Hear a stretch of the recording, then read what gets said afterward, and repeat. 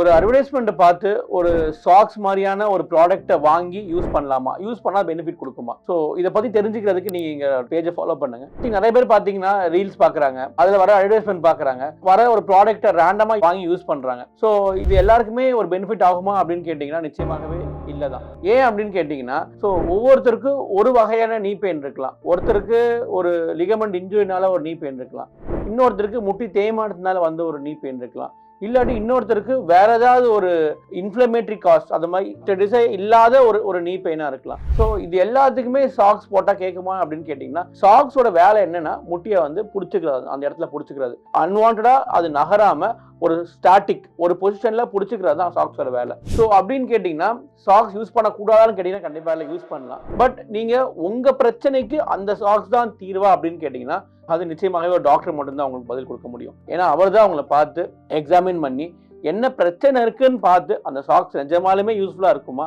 இல்லாட்டி வேற வகையான ஒரு ட்ரீட்மெண்ட் கொடுத்தாதான் உங்களுக்கு அது கரெக்டா இருக்குமான்றத only a doctor can tell you.